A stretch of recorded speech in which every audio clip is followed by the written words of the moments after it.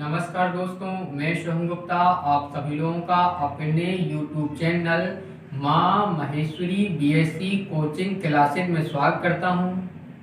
हमने आप लोगों को एमएससी मैथमेटिक्स के फर्स्ट सेम सेकेंड सेम के कंपलसरी पेपर और ऑप्शनल पेपर के सिलेबस से बताया था और हमने फर्स्ट सेम में लगभग सभी जो हमारे कंपलसरी सब्जेक्ट होते हैं और कुछ मुख्य हमारे ऑप्शनल सब्जेक्ट पेपर जो कुछ मेन थे या फिर जो कुछ मतलब पूरी नहीं कुछ सब्जेक्ट के ऑप्शनल पेपरों का भी हमने आप लोगों को सिलेबस पहले बताया था। सेकेंड सेम में कंपलसरी पूरे बता दिए थे, लेकिन अब हम थर्ड सेम स्टार्ट करते हैं। सेकेंड सेम में जिन ऑप्शनल पेपर का नहीं बता पाए थे तो कंपलसरी कंप्लीट हो गए थे और अब इसके बाद हम जो थर्ड सेम और फोर्थ सेम के हमारे कंपलसरी पेपर और कुछ ऑप्शनल पेपर का जो सिलेबस हमारा रह गया था तो हम उनके सिलेबस कंप्लीट करेंगे। और इसके साथ ही पहले हमने जो सिलेबस बताया था तो हम एक ही लेक्चर में पूरी एक पेपर का या फिर एक से अधिक पेपर का एक साथ से सिलेबस उनका सिलेबस कंप्लीट किया था, उन्हें कुछ बेसिक रूप से एक्सप्लेन भी किया था।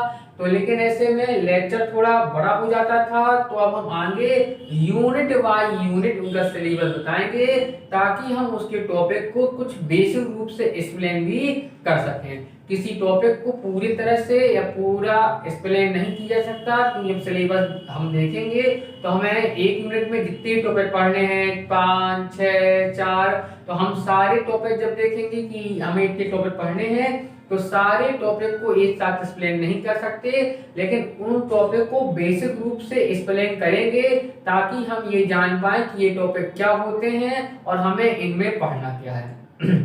जब भी हम कोई भी क्लास में कुछ भी पढ़ते हैं तो सिलेबस जानना और उसका सिलेबस पता होना बहुत जरूरी होता है।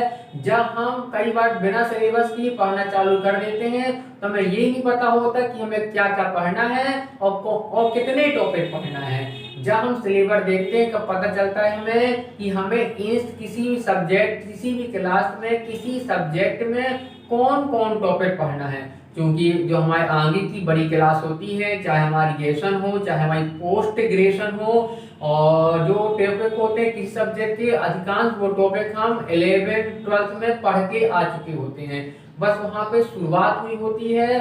और जब हम ग्रेजुएशन और पोस्ट ग्रेजुएशन करते हैं तो वहाँ पर हमें उनका एक्सटेंशन विस्तार पढ़ने को मिलता है।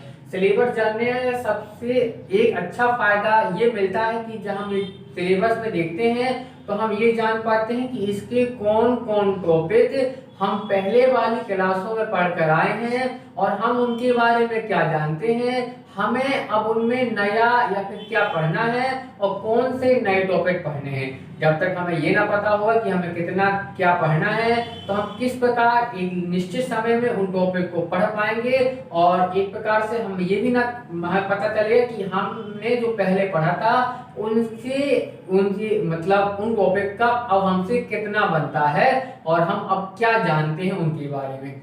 सिलेबस पता होना पहली चीज है हमारी। फिर सिलेबस के साथ साथ हमें ये देखना चाहिए कि यदि हम पहली क्लास में उन टॉपिक को पढ़ के आए हैं तो मतलब वो चीज क्लियर है कि कंफ्यूजन है, अर्थात हमारे पढ़ने का तरीका भी अच्छा होना चाहिए। क्योंकि जब हम जैसे जैसे आगे बढ़ते जाते हैं तो पहले हमने ग्रेजुएशन में कई सब्जेक्ट पढ़े, अब जब हम एमएससी करते हैं तो किसी एक सब्जेक्ट से एमएससी करते हैं। हमारा बीएससी में सिलेबस बहुत ज्यादा होता है, एमएससी में किसी सब्जेक्ट के या पेपर के एक यूनिट में 3-4 टॉपिक पढ़ने को मिलते हैं।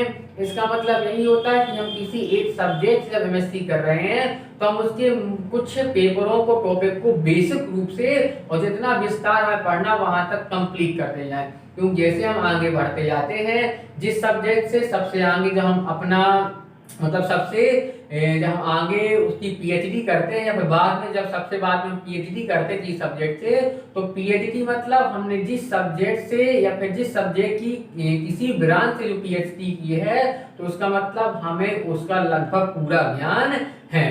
तो हमें वहां पर तो चल जाता है कि पर कई बार पता चलता है कि हम कोई भी चीज कर रहे हैं, हमसे वो चीज नहीं आती, कंप्लीट कर रहे हैं। लेकिन पीएचडी में वहां पर ऐसा नहीं, जब तक यदि हम जिस सब्जेक्ट जिस भी चीज किसी ब्रांच किसी सब्जेक्ट की किसी ब्रांच से पीएचडी कर रहे हैं, यदि वो चीज हमसे आती होगी तो हमारी पीएचडी कंप्लीट होगी, और नहीं आती होगी तो हमारी कंप्लीट नहीं होगी। जब हम जितने टाइम भी बहुत ज्यादा लग सकता है, तो इसके लिए जरूरी है कि हमारा शुरुआत से बेसिक और बहुत चीजें हमारी क्लियर होनी चाहिए। भले हम पीएचडी ना करें, लेकिन यदि हम एमएससी भी कर रहे हैं, तो एमएससी मतलब होता है एक प्रकार से कि हम उस सब्जेक्ट में एक प्रकार से मास्टर डिग्री ले रहे हैं, या फिर इसके बाद हम क्या होंगे, उस सब्जेक्ट के प्रोफेसर होंगे। तो पहले वाले सेमों की तरह ही इसमें हमारा जो थर्ड सेम में 5 पेपर है। 5 पेपर में हमारा पहला पेपर है फंक्शनल एनालिसिस फर्स्ट। हम क्या देखते हैं, क्योंकि हमें किसी भी मैथ में जो इसकी क्या होती है, उप शाखाएं होती है, सब ब्रांचेस होती हैं, हमें जब इसमें पढ़ना है तो एक सब ब्रांचेस में बहुत ज्यादा विस्तार है, बहुत ज्यादा टॉपिक हैं। हमने फर्स्ट ईयर में जब सेम बाई सेम है, तो पहले भी हमने पढ़ा था, पहले हमने कोई सब्जेक्ट पढ़ा जो टोपोलॉजी, तो फर्स्ट सेम में हमने उसका कुछ चीजें पढ़ी जिसे उसका नाम दे दिया गया टोपोलॉजी फर्स्ट। फिर जो चीजें जरूरी हैं एमएससी में हमें टोपोलॉजी पढ़ना है, एक साथ नहीं पढ़ सकते, तो हम सेकंड सेम में फिर उन चीजों को पढ़ते थे। हमारे पेपर का नाम हो जाता था टोपोलॉजी सेकंड। इसी प्रकार हमने बहुत से पेपर फर्स्ट और सेकंड पूर्व में पढ़े हैं। उसी प्रकार हमें अपना पेपर हमें पढ़ना है यहाँ पर फंक्शनल एनालिसिस, फलनों का विश्लेषण करना है हमें इसमें। और फर्स्ट मतलब अभी शुरुआत है, क्योंकि हमारा सेकेंड ईयर है, थर्ड सेम। फोर्थ सेम में हम इसमें और भी आगे टॉपिक पढ़ेंगे, इसका विस्तार पढ़ेंगे, और जहां उसका नाम होगा फंक्शनल एनालिसिस सेकंड। हमारी जो पहली फर्स्ट यूनिट फर्स्ट है, हमें यूनिट फर्स्ट में ज्यादा नहीं 4-5 टॉपिक पढ़ना है। कुछ समष्टियों स्पेस के बारे में पढ़ना है, उनसे संबंधित हमें क्या पढ़नी है, कुछ प्रॉपर्टी पढ़नी है। हमारा यहाँ पर पहला टॉपिक है नॉर्म्ड लीनियर स्पेस। तो हमारा यूनिट फर्स्ट में हमारा थर्ड सेम के paper first functional analysis first में यूनिट फर्स्ट का पहला टॉपिक है नॉर्म लीनियर स्पेस। यदि हमें इसके बारे में जानना है, मानक रेखीय समष्टि, तो इसका एक नाम और होता है, हम इसे नॉर्म वेक्टर स्पेस भी बोल सकते हैं। लीनियर स्पेस और वेक्टर स्पेस सेम होते हैं, तो हम इसे क्या बोल सकते हैं, क्योंकि हम लीनियर स्पेस को वेक्टर स्पेस भी कहते हैं या वेक्टर स्पेस को लीनियर स्पेस भी कहते हैं, तो हम इसी को बोल सकते हैं नॉर्म वेक्टर स्पेस कह सकते हैं। और इसके साथ ही यदि हमें ये पढ़ना अच्छे से और हमें बेसिस से आना चाहिए, तो सबसे पहले हमें पता होना चाहिए कि स्पेस क्या होता है। स्पेस मतलब समष्टि क्या होती है, फिर लीनियर स्पेस रेखीय समष्टि क्या होती है, या वेक्टर स्पेस तो सदिश समष्टि क्या होती है, नॉर्म मतलब मानक, तो नॉर्म लीनियर स्पेस फिर हम एक साथ जान पाएंगे या फिर जानना चाहिए कि ये मानक रेखीय समष्टि या मानक सदिश समष्टि क्या होती है। अर्थात पहले हमें एक एक इसका जो वर्ड है वो क्लियर होना चाहिए, या इस प्रकार हमें चीज क्लियर होगी, बेसिक अपने आप कंप्लीट हो जाएगा, आगे पढ़ने की परेशानी नहीं होगी। फिर इससे संबंधित कुछ जो थ्योरम और एग्जाम्पल होते हैं वो है पार्टिकुलर अलग अलग एक प्रकार से जब हम पढ़ते हैं क्लासों में, तो वहाँ अलग अलग करने पड़ते हैं, बेस हमें एक साथ मिलता है। तो बीएससी फाइनल की हम फर्स्ट बुक में वेक्टर स्पेस को पढ़ते हैं। नॉर्म क्या होता है, तो वहां पर हम नॉर्म को एक अलग यूनिट में पढ़ते हैं, नॉर्म अलग पढ़ते हैं और वेक्टर स्पेस अलग पढ़ते हैं। यहाँ एक साथ मिलाकर पढ़ना है नॉर्म लीनियर स्पेस। यदि हम स्पेस को डिफाइन करें, पहले स्पेस क्या है, तो इसके पहले हमें पता होता है कुछ सदिश होते हैं वेक्टर और कुछ स्केलर होते हैं क्वांटिटी सदिश राशियां अदिश राशियां। सदिश राशियां, अदिश राशियां क्लियर होना चाहिए। फिर सदिश राशियां, अदिश राशियों के साथ यदि हम कुछ सदिश राशियां ले लें, यहाँ पर हम सदिश राशियों को अल्फा बीटा गामा से और अदिश राशियों को ए बी सी से शो करते हैं। तब ये समुच्चय क्या होगी, एक स्पेस या एक समष्टि होगी। और समष्टि के लिए एक क्या चाहिए पड़ता है हमें, इसमें हमें एक क्षेत्र चाहिए पड़ता है F। तो यदि हम इसमें एक अदिशों का समुच्चय बना लें, अदिशों का क्या ले लें, समुच्चय, और अदिशों का यदि हमने समुच्चय लिया है तो हमने पढ़ा है बीएससी सेकेंड ईयर में कि अदिशों का समुच्चय होता है तो वो क्या हो सकता है, वलय हो सकता है, प्रांत हो सकता है, क्षेत्र हो सकता है। तो उसे हमें पहले क्या करना है, अदिशों का एक क्षेत्र दिया हो तो क्षेत्र की प्रॉपर्टी होती है कुछ अदिशों का समुच्चय क्षेत्र कहलाएगा यदि वो कुछ शर्तों का पालन करे। यदि हमें एक अदिशों का क्षेत्र दिया है, एक हमें सदिशों का समुच्चय दिया है, तो ये क्षेत्र ये समुच्चय इस क्षेत्र पर समष्टि कहलाएगा यदि यहाँ भी वो क्या करे, कुछ शर्तों का, कुछ कंडीशन का क्या करे, वो पालन करे। यदि हमें क्या सिद्ध करना है, लीनियर स्पेस या वेक्टर स्पेस। यदि ये लीनियर स्पेस या वेक्टर स्पेस की शर्तों का पालन करेगा तो हम कहेंगे ये समुच्चय इस क्षेत्र पर क्या है, क्या बनाता है, लीनियर स्पेस, सदिश समष्टि बनाता है या सदिश समष्टि है। फिर हम इसे सिद्ध शो कैसे करेंगे, यदि हमने लीनियर स्पेस है तो उसे एल एफ से शो कर देंगे और वेक्टर स्पेस लिए तो भी एफ से शो कर देंगे। अर्थात सदिशों का समुच्चय भी क्षेत्र एक पर क्या है, एक सदिश समष्टि है। तो समष्टि मतलब एक प्रकार से समष्टि यही, समुच्चय को हमने समष्टि बोल दिया। समष्टि मतलब कुछ अवयवों का एक प्रकार का क्या बोलते, समुच्चय बोलते उसे। तो समष्टि है, ये समष्टि साथ साथ अब हमें जब सदिश समष्टि या उसे कोई भी पार्टिकुलर समष्टि सिद्ध करना है तो उसके लिए हम अदिशों के क्षेत्र पर उसकी कुछ शर्तों का क्या करते हैं, पालन कराते हैं। तो हमारा ये क्या हो गया यहाँ पर कि ये किसी प्रकार को इस समष्टि जब बनेगा शर्तों से तो यदि वो लीनियर स्पेस या वेक्टर स्पेस की शर्तें शो करेगा तो वो क्या बन जाएगा, समुच्चय से बन जाएगा सदिश समष्टि या फिर लीनियर समष्टि। स्पेस को लीनियर स्पेस बनने के लिए दो संक्रियाओं जिन्हें बोलते हैं योग और गुणा संक्रिया उस सेट में लगनी चाहिए। अर्थात इन संक्रियाओं का उसमें पालन होना चाहिए कि हम उसके अवयवों को जोड़ा भी जा सके और गुणा भी किया जा सके। मतलब ये संक्रियाएं उस सेट में लागू हो रही हो, तब इसे हम एक बीजी संरचना इस प्रकार शो कर सकते हैं। यदि एक सेट है भी जिसमें योग और गुणा संक्रिया परिभाषित है तो हम इस प्रकार इनके बीच कॉमा लगाकर ऐसे लिख सकते हैं और इस प्रकार लिखने को बोलते हैं बीजीय संरचना। तो हम इसे जब बीजी संरचना के रूप में ले सकते हैं तो पहले हम इसे सिद्ध करेंगे लीनियर स्पेस, और लीनियर स्पेस के लिए क्या हो जाएगा कि बीजी संरचना योग कॉमा इंटू कॉमा भी अदिशों के क्षेत्र कैपिटल F पर लीनियर स्पेस होगा यदि वो कुछ शर्तों का पालन करेगा। अभी शर्तें कौन होती है लीनियर स्पेस की, तो मैं लीनियर स्पेस के बारे में बीएससी फाइनल की फर्स्ट बुक में पढ़ने को मिलता है। वहां पर इसको वेक्टर स्पेस के रूप में पढ़ाया गया है, पूरा बेसिक सारी चीजें हैं। यदि हम थोड़ी से नियमों को देखें तो इसके नियम भी दो प्रकार के हैं। हमने बीएससी सेकेंड ईयर में किसी भी सेट को वलय प्रांत क्षेत्र करना सिद्ध किया था, उसकी कुछ शर्तें मिला दी जाए। अर्थात वलय ही आगे क्या बनता है, सदिश समष्टि बनता है, और कुछ शर्तें और ऐड कर दी जाए तो वो क्या बनता है, सदिश समष्टि। इसकी शर्तें क्या होती हैं कि जो भी है वो योग संक्रिया के लिए अवेली होना चाहिए। पहली शर्त होती है सदिश समष्टि की, और जब अवेली होना चाहिए तो इसके अंदर ही 5 शर्तें हैं। कौन संक्रिया की बात हो रही है, धन के लिए। ये सब कुछ पढ़ चुके होंगे आप लोग बीएससी में, थोड़ा सा देख लें कौन कौन शर्तें, मैंने अपन को नॉर्म को डिफाइन करना है। तो फिर इसकी अवेली के लिए 5 शर्तें अंदर होती हैं।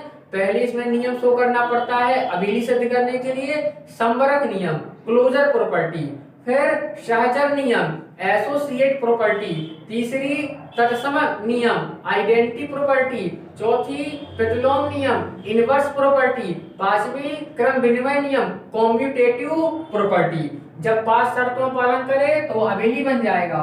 दूसरा, उसमें एक बाह्य द्विआधारी संक्रिया जिसे अदिश गुणन कहते हैं वो इसमें लगनी चाहिए। है ना। आप हमको क्योंकि और दूसरी चीज पढ़नी, तो अब इसके अंदर डीप में नहीं जा रहे हैं, बीएससी में सब कुछ आप लोगों ने पढ़ा होगा और अब तो आप एमएससी में इन चीजों को पढ़ रहे हैं और विस्तार के रूप में थोड़ा सा। और तीसरी चीज क्या होती है, ये इनटू के लिए निम्न शर्तों का पालन करते हैं। इसमें 4 शर्तें होती हैं, इनटू का तत्समक नियम, इनटू का क्रम विनिमय नियम और इसका वाम और दक्षिण वितरण नियम। जब वो मेन 3 प्रॉपर्टी और इसके अंदर पहले में 5, तीसरे में 4, 5 4 9 और एक 10 प्रॉपर्टी का पालन करता है, तो ये बीजी संरचना जिसे बोलते हैं सदिशों का समुच्चय, आदेश V पर एक लीनियर स्पेस बनता है जिसे हम VF से शो कर देते हैं। फिर ये लीनियर स्पेस क्या कहलाएगा, नॉर्म लीनियर स्पेस कहलाएगा यदि ये निम्न शर्तों का पालन करे। अब नॉर्म लीनियर स्पेस की शर्तें क्या होती हैं, तो हम लीनियर स्पेस जान गए, थोड़ा सा हम नॉर्म को डिफाइन करें तो हम देखते हैं ये सदिश होते हैं, इसमें अल्फा बीटा गामा। अब कोई सदिश है और सदिश क्या होते हैं, ये सदिश हैं इनका निर्माण अदिशों से ही हुआ है और कई का 2 अदिशों के रूप में, 3 अदिशों के रूप में। तो इस प्रकार हम इन्हें ऐसे लिख देते हैं कि A1 A2 A3, मतलब ये 3 अदिशों से एक सदिश अल्फा बना है। तब अल्फा का नॉर्म जोन होता है उसे क्या बोलते हैं, तो अल्फा यदि दिया ऐसा तो अल्फा में अल्फा को हम अल्फा का एक मान निकाला जाता है और इसे हम क्या बोलते हैं, दूरी समष्टि के रूप में। और एक प्रकार से कोमा का मतलब यहाँ पे गुणक को कोमा के रूप में शो किया जाता है। तब इसका मान निकलता है A1 का A1 से गुणा कर देते हैं, A2 का A2 से गुणा कर देते हो, सबको आपस में बीच में जोड़ देते हैं। तो हमने अल्फा का मान इतना हो तो अल्फा कोमा अल्फा का मान निकाल लेते हैं। जब अल्फा कोमा अल्फा का क्या कर देते हैं, नॉर्म निकालना हो ऐसे, तो इसका नॉर्म क्या होता है, तो अल्फा कोमा अल्फा के नॉर्म यानी इसके नॉर्म को अल्फा कोमा अल्फा के नॉर्म, अल्फा के नॉर्म है ना, तब अल्फा का जो नॉर्म होता है, तो अल्फा का नॉर्म इसे हम क्या बोलते हैं हिंदी में, मानक, या एक नाम क्या होता है इसकी, लंबाई को कैसे डिफाइन किया जाता है, इसका मानक बराबर इसके अल्फा अल्फा का अंडर, मतलब जो अल्फा अल्फा का मान इस प्रकार निकाला जाता है, इसका वर्गमूल करने पर हम इसका नॉर्म मिल जाता है या मानक मिल जाता है। तो इस प्रकार हम वर्गमूल करके इसका मानक निकाल लेंगे।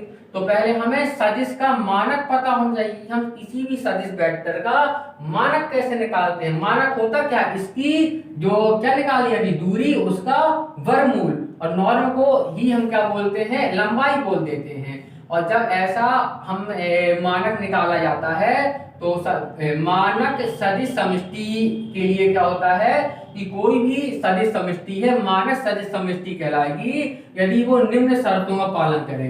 कुछ नहीं, 3 शर्तें हैं। इसकी पहली शर्त क्या है, इसकी पहली शर्त कहती है कि अल्फा कोमा अल्फा जो भी मान निकाला है इसका मान 0 से बड़ा बराबर होना चाहिए। अल्फा कोमा अल्फा जो हमने बताया था इस रूप में है, उसका मान 0 से बड़ा बराबर हो, या फिर क्या बोलते हैं, हाँ, या अल्फा यदि 0 से क्या है बराबर, तो यदि वो केवल यदि अल्फा कोमा अल्फा 0 से क्या है बराबर, यदि वो केवल यदि अल्फा इज इक्वल 0, अर्थात अल्फा कोमा अल्फा जो हमने निकाला था इसकी परिभाषा से कि इस प्रकार निकाला जाता है, उसका मान सदैव 0 से बड़ा बराबर हो, या अल्फा कोमा अल्फा का मान 0 से बड़ा बराबर हो।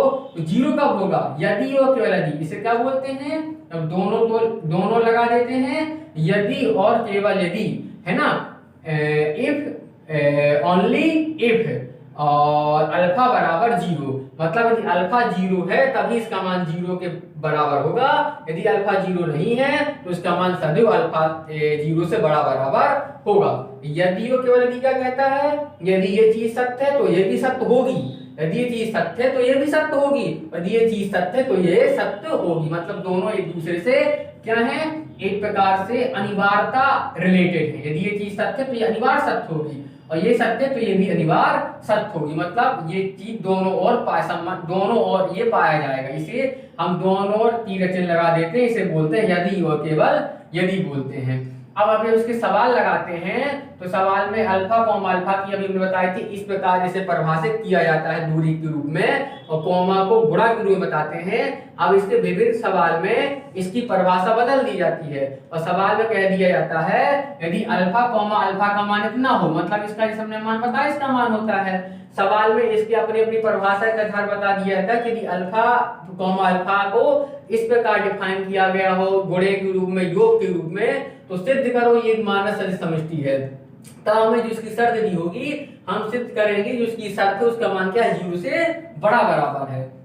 दूसरी शर्त क्या होती है इसकी, जो दूसरी शर्त है इसकी दूसरी शर्त होती है यदि अल्फा है और एक क्या दूसरा बीटा है, इसमें दो है, यदि हम अल्फा और बीटा दो चीज दी गए हैं, इसके हम योग का क्या निकालें, मानक निकालें और फिर हम इनके एक बार अल्फा के मानक और बीटा के मानक को जोड़ दें। हमने क्या किया, अल्फा प्लस बीटा को योग करके उनका मानक निकाला एक बार, और दोबारा में क्या किया, अल्फा का अलग से मानक निकाला और बीटा से अलग से मानक निकाला और इन दोनों को अलग अलग जोड़ दिया। तो ऐसा करने पर इसका मान अलग अलग जो किया था क्या होना चाहिए, बड़ा और बराबर, मतलब बराबर इसका मान बड़ा होना चाहिए, बराबर चल जाएगा लेकिन छोटा नहीं चलेगा। और तीसरा है यदि हम ए अल्फा का मानक जो है वो किसके बराबर हो, वो ए का मॉड और अल्फा के बराबर मानक के बराबर हो। अर्थात यदि अल्फा में ए क्या है, कोई अदिश संख्या बताया था, ए बी सी अदिश होते हैं जो एफ में पाए जाते हैं, क्योंकि ये क्या है भी एफ सदिश समष्टि बन चुका है, इसके पास सदिश भी है कुछ सदिश भी है। यदि सदिश में किसी अदिश का ए बी सी राशियों गुणा करके मानक निकाले तो उसका मान किसके बराबर हो, ए का मोड मतलब इसका मान प्लस के रूप में लिया जाएगा अदिश का, तो ए के मोड और अल्फा के मानक के बराबर क्या हो, इसका एक साथ जो मानक निकाला है तो उसका मान इसके बराबर है। और जब कोई सदिश समष्टि इन तीन शर्तों का पालन करती है तो हम उसे बोलते हैं मानस सदिश समष्टि, और यहाँ पर हमने मानक को भी डिफाइन कर दिया।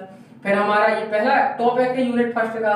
दूसरा टॉपिक क्या हमारा दूसरा टॉपिक है property of norm linear space, मतलब इसकी क्या पढ़नी है, हमें इसके गुण देखने हैं प्रॉपर्टी, तो उसका प्रॉपर्टी देख लें, इसकी प्रॉपर्टी कौन कौन होती हैं। तो यदि इसकी प्रॉपर्टी देखें तो इसकी तीन प्रॉपर्टी होती है ना, और जब इसकी तीन प्रॉपर्टी होती हैं तो यहीं पर देख लें क्योंकि इसी प्रॉपर्टी पढ़ रहे हैं।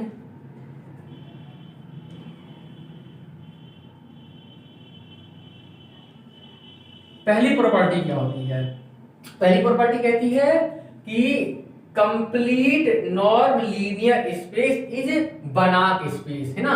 तो इस शर्त एक वर्ड आता है कंप्लीट, कंप्लीट होना चाहिए, तो वो क्या बन जाता है, बनाक स्पेस, है ना। एक नया स्पेस मिला पढ़ने को, बनाक स्पेस। तो होता क्या है, हमने सेकेंड ईयर में बहुत सी प्रमेय पढ़ी हैं, कौशी अनुक्रम, अभिसारी अनुक्रम, परिबद्ध अनुक्रम, प्रत्येक अभिसारी अनुक्रम कौशी होता है, प्रत्येक अभिसारी अनुक्रम परिबद्ध होता है, प्रत्येक कौशी अनुक्रम परिबद्ध होता है। प्रत्येक अभिसारी अनुक्रम कौशी तो होता है लेकिन प्रत्येक कौशी अनुक्रम अभिसारी नहीं होता, हो भी सकता है और नहीं हो सकता है। और किसमें, सदिश समष्टि में, है ना, सदिश समष्टि में ऐसा होता है। साधारण सदिश समष्टि में प्रत्येक अभिसारी कोशी होता है लेकिन प्रत्येक कोशी अभिसारी नहीं होता है, और वह सदिश समष्टि जिसमें कोशी को अभिसारी बनाया गया उसे नाम दे दिया पूर्ण। अर्थात जब पूर्ण हो गई कि प्रत्येक अभिसारी कोशी भी होगा और प्रत्येक कोशी अभिसारी भी होगा, और वह सदिश समष्टि जो कैसी हो, जिसमें प्रत्येक अभिसारी कोशी होता है, कोशी अभिसारी होता है, उसे बोलते हैं बनाक स्पेस। एक नाम क्या दिया गया, बनाक स्पेस। और बनाक स्पेस जिसमें क्या हो, प्रत्येक अभिसारी कोशी हो, प्रत्येक कोशी अभिसारी हो। तो ऐसे सदिश समष्टि को एक नया नाम दे दिया गया बनाक स्पेस, और इसी का बोलते हैं हम पूर्ण सदिश समष्टि। क्या है, पूर्ण सदिश समष्टि क्या होता है, बनाक स्पेस। ठीक है। दूसरी हमारी कंडीशन क्या है, हमारी दूसरी शर्त होती है कि every norm linear space is matrix space, इस मैट्रिक्स स्पेस। मैट्रिक्स स्पेस क्या होता है, दूरी समष्टि होती है। ये भी हमें बीएससी फाइनल में पढ़ने को मिलता है, और ये हमें पढ़ने को मिलता है सेकेंड बुक में, दूरी समष्टि। और दूरी समष्टि की भी अपनी शर्तें हैं, कंडीशन होती हैं, सवाल होते हैं, बहुत सी चीजें होती हैं, कुछ प्रमेय होती हैं, डेफिनेशन होती हैं। तो क्या बताया गया कि जो नॉर्म लीनियर स्पेस होता है वो क्या होता है, every norm linear space is a matrix space. Linear space अलग है, बनाम स्पेस अलग है, मैट्रिक्स स्पेस अलग है, लेकिन लीनियर स्पेस या जिसे हम वेक्टर स्पेस भी बोलते हैं इन्हें इनमें सब में परिवर्तित किया जाता है थोड़ी थोड़ी कंडीशन लगाकर। लेकिन जब जब लीनियर स्पेस से नॉन लीनियर स्पेस बनता है तो every non linear space matrix space होता है, मतलब दूरी समष्टि भी होती है। अगली प्रॉपर्टी है जो नॉर्म होता है, norm is a continuous function. Continuous function मतलब ये क्या होता है, सतत। सतत मतलब क्या है, किसी के मान को कोई भी हमने किसी का मानक निकाला या लंबाई निकाली किसी भी सदिश की, तो सतत क्या है, यदि लंबाई का मान विभिन्न कंडीशन में लगातार रूप से बढ़ता जाए। यदि हम कोई लंबाई के मान में विभिन्न कंडीशन अप्लाई करें तो उसका मान लगातार बढ़े या लगातार घटे तो बोलेंगे वो एक कॉन्टिन्यूअस फंक्शन, सतत फलन है। यदि इसका मान बढ़े फिर बीच में घट जाए फिर बढ़ना प्रारंभ करें तो बोलेंगे वो क्या है, नॉन कॉन्टिन्यूअस, मतलब असतत फलन है। तो नॉर्म कैसा होता है, इज ए कॉन्टिन्यूअस फंक्शन होता है।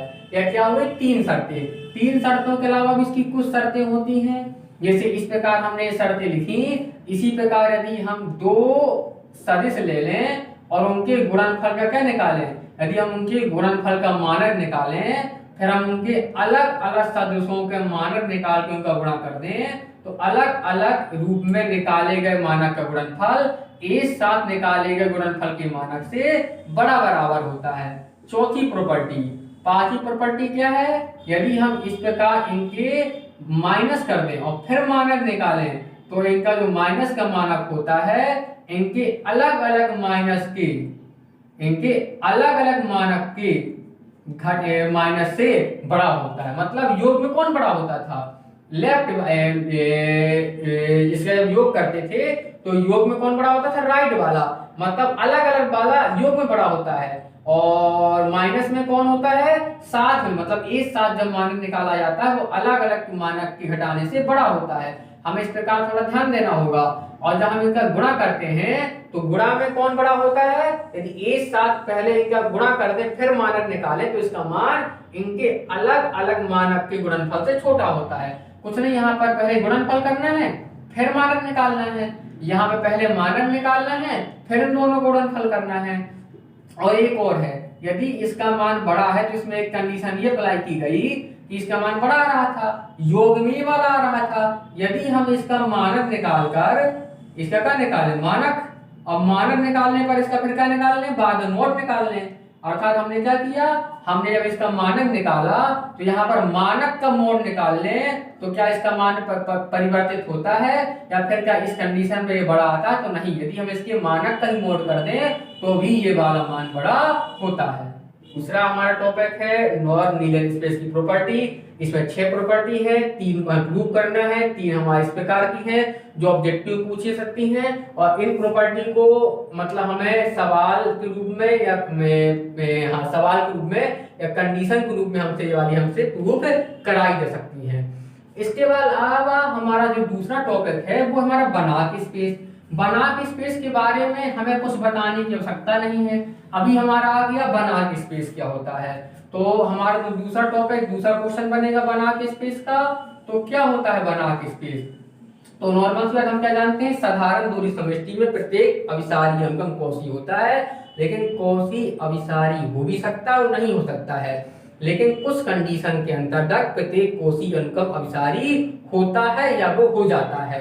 तो ऐसी दूरी समष्टि जिसमें प्रत्येक कोसी अनुक्रम क्या हो, अभिसारी अनुक्रम हो। कोसी को अभिसारी, कोसी अनुक्रम वैज्ञानिक कोसी ने जो अनुक्रम दिया था या बताया था कि एक अनुक्रम ऐसा हो सकता है उसे बोलते हैं कोसी अनुक्रम। तो कोसी अनुक्रम क्या हो, अभिसारी। तो ऐसी दूरी समष्टि या स्पेस को बोलते हैं बनाक स्पेस, है ना। इसमें बहुत से सवाल मिलेंगे जिसे हमें कोसी अनुक्रम दिया होगा, एक कंडीशन दी होगी, हमें उसे अभिसारी सिद्ध करना होगा, तो ऐसे बहुत क्वेश्चन बन जाएंगे। इसके कुछ गुणधर्म भी हैं, कुछ इसमें थ्योरम भी लगानी है। और ये तो अभी हमें केवल बनाक स्पेस की परिभाषा बताई है, हमें बनाक स्पेस को भी एग्जाम्पल सहित हमें यहाँ पर अपने उसमें डिफाइन करना होगा। मतलब अभी तो डेफिनेशन हुई, एग्जाम्पल देकर बताना होगा। हमारी इस यूनिट का चौथा टॉपिक जो हमें पढ़ना है, तो चौथा टॉपिक हमारा है, उसे पढ़ना प्रॉपर्टी ऑफ लीनियर, नहीं, प्रॉपर्टी ऑफ फाइनाइट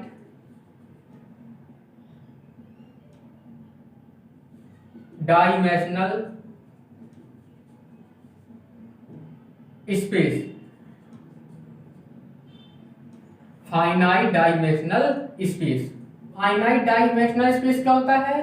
फाइनाइट मतलब परिमित, परिमित मतलब जिसे गिना जा सके, डायमेंशनल मतलब विमा, है ना, उसकी विमा कितनी, स्पेस मतलब समष्टि, किसी भी समष्टि की जब विमा परिमित होती तो हम इसे बोलते हैं परिमित विमी समष्टि। अब हर सदिश समष्टि का आधार होता है बेस, ये एमएससी में कहीं नहीं अभी मिला अपन को, बीएससी पढ़कर हम आए हैं। और जब उसका एक आधार होता है प्रत्येक सदिश समष्टि का, तो उसकी आधार पर जितने भी अवयव होते हैं उन अवयवों की संख्या को उसकी विमा बोलते हैं डायमेंशनल। यदि उसमें परिमित अवयव है तो उसे बोलते हैं परिमित विमी सदिश समष्टि। तो हमें यहाँ पर परिमित विमी सदिश समष्टि की क्या पढ़नी, प्रॉपर्टी पढ़नी है। इसकी प्रॉपर्टी भी कुछ होती है, ज्यादा नहीं, 4-5 प्रॉपर्टी हैं। हमने क्या देखा भी कि फाइनाइट डायमेंशनल स्पेस होता क्या है।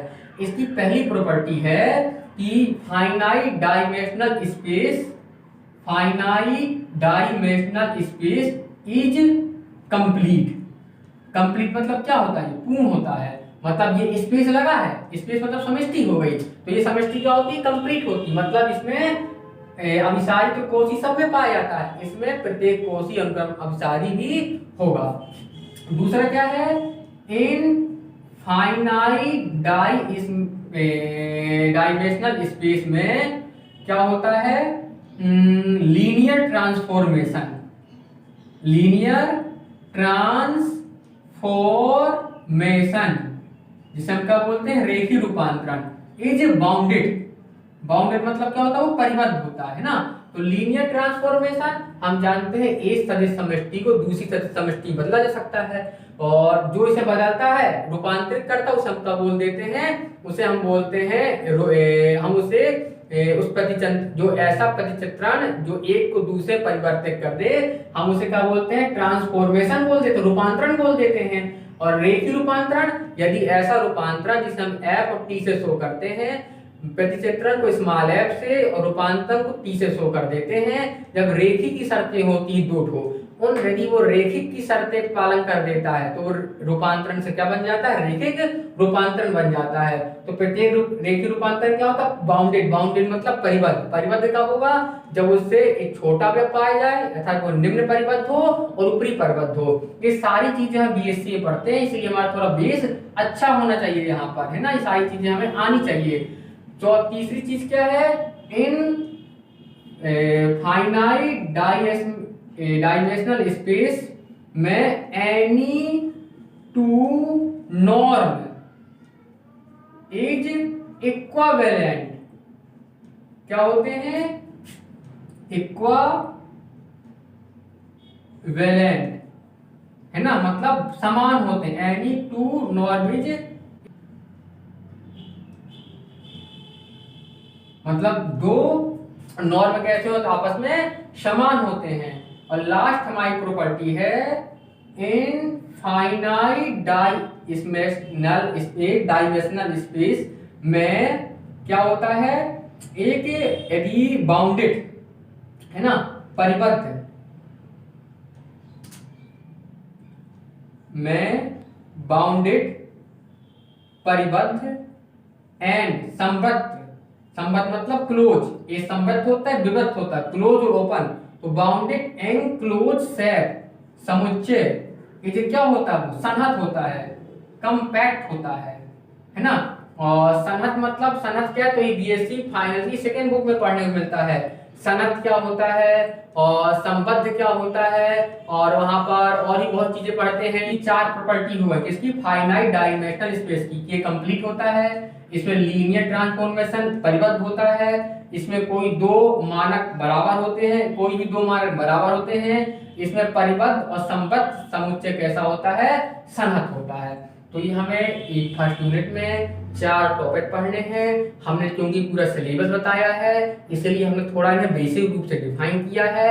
यदि एक एक टॉपिक को जब अच्छे से हम पढ़ें और तब वहाँ पर जो हम बीएससी में पढ़ कर आए हैं जो चीज़ हमें आनी चाहिए तो हम बेसिक चीज़ों का भी रिवीजन कर सकते हैं और इसे सॉल्व करके देखेंगे कैसे इसे हल करना है, क्योंकि यहाँ पर एग्जाम्पल जरूरी होंगे। हमारा क्या पहली यूनिट का सिलेबस, इसके बाद हम नेक्स्ट लेक्चर में दूसरी यूनिट का सिलेबस बताएंगे। हम यहाँ पर सिलेबस जो फर्स्ट बुक है रियल फंक्शनल एनालिसिस फर्स्ट, हम इसके सिलेबस को यूनिट बाय यूनिट के रूप में बता रहे हैं ताकि सब टॉपिक को थोड़ा थोड़ा बता दें, उसमें कौन कौन टॉपिक तो ठीक उन टॉपिक को थोड़ा भी एक्सप्लेन कर दें। इसके बाद ताकि हम उस थोड़ा सा जान सकें कि ये चीज़ें कि हमें इसमें ये चीज़ें पढ़नी है।